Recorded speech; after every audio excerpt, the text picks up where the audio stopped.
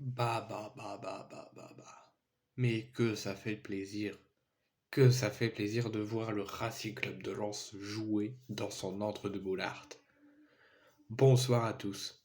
On se retrouve aujourd'hui pour le débrief du choc et du match très chaud entre le Racing Club de Lens et l'AS Monaco. Avant de débriefer ce match, je souhaite vous remercier pour tout ce que vous faites depuis la création de ma chaîne YouTube, de vos vues, de vos likes, de vos commentaires, de nos discussions ensemble et tout ce que vous m'apportez à ma chaîne YouTube parce que je vous annonce aujourd'hui, c'est l'anniversaire de la création de notre chaîne YouTube. Ensuite, revenons au match. Donc, franchement, Lens est talentueux. Lens est sérieux, talentueux, costaud, patron à chaque rencontre. Souvent à Boulaert, mais dans la grande majorité des rencontres, que ce soit domicile ou à l'extérieur, Lens est souvent concentré, est souvent à la hauteur du rendez-vous, est souvent costaud, est souvent appliqué et fait vraiment ce qu'on leur demande.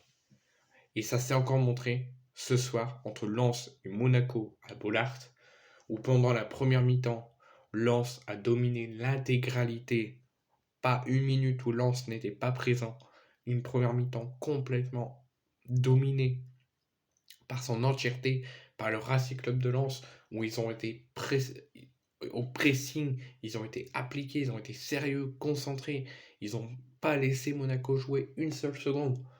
Ils ont été à l'écoute de chacun, ils se sont parlé, ils ont été concentrés, ils ont été à l'écoute des conseils de chacun, ils ont été à l'écoute des conseils et des consignes de Monsieur Francaise. On en parlera tout à l'heure, ils ont été soutenus de la première à la dernière minute par les supporters. Franchement, la rencontre, la première mi-temps a été riche en contres offensives. Lensois qui ont été vides, riches en occasions. Franchement, la première mi-temps, Monaco a été méconnaissable, mais Lens a été talentueux et appliqué.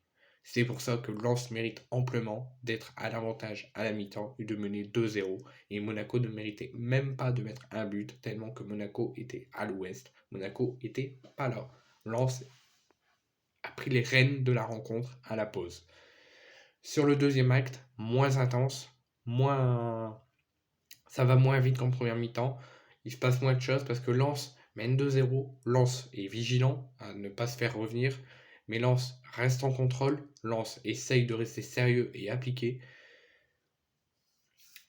Mais ils ont débuté ce second acte en contrôle, en toute continuité, en construisant des attaques, en étant vigilant à la défense. Parce que pendant 84 minutes, Monaco, enfin Lens, comme je vous ai dit, a construit, a été concentré, sérieux, appliqué, mais n'a quasiment a tenté des occasions, mais très peu, largement très peu qu'en première mi-temps où ils ont fait que ça, enchaîner des occasions. En deuxième mi-temps, il y a eu des occasions, mais moins applicables, tout doucement. Ils ont tenté des choses, mais ils ont plus laissé Monaco tenter des choses. Monaco a multiplié les occasions et a été un petit peu plus présent qu'en première, en deuxième, enfin en deuxième qu'en première.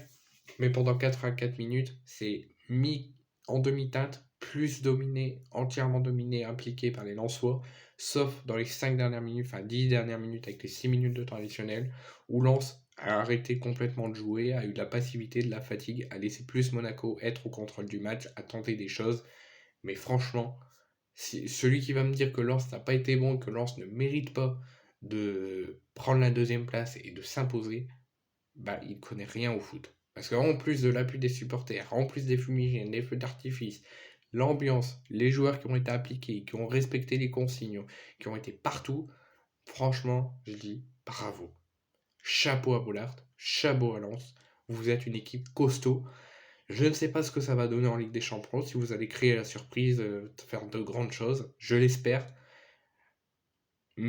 Ça va être sans doute très difficile, mais je l'espère que vous ferez de grandes choses.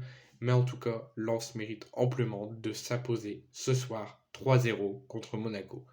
Bien sûr, ce résultat ne fait pas plaisir à l'OM, parce que l'OM est troisième. L'OM restera dans les trois premières places, qu'importe les résultats en fin de saison, enfin en fin de 32e journée. Ils seront soit deuxième, soit troisième. Mais Donc ce résultat ne parvient pas à l'OM. Le meilleur résultat aurait été un match nul. Les mauvais résultats donc auraient été une victoire de Lens ou de Monaco. Donc de préférence, on aurait aimé un match nul. Mais j'ai confiance en mon OM. J'ai confiance qu'ils seront sérieux, appliqués, qu'ils s'écouteront comme Lens a été aujourd'hui. Et je sais que dimanche soir, 23h, l'OM aura récupéré sa deuxième place. Et si on ne la récupère pas là, je suis sûr qu'on la récupérera le week-end prochain. Mais en tout cas, ça n'empêche pas que l'OM devra s'imposer obligatoirement dimanche. Et en revenant à Lens, moi je dis un grand bravo au RC Lens, chapeau à Bollard, chapeau aux supporters qui ont mis une ambiance de fou, chapeau aux joueurs, mais aussi chapeau à Francaise. On parle pas beaucoup de Francaise, je trouve.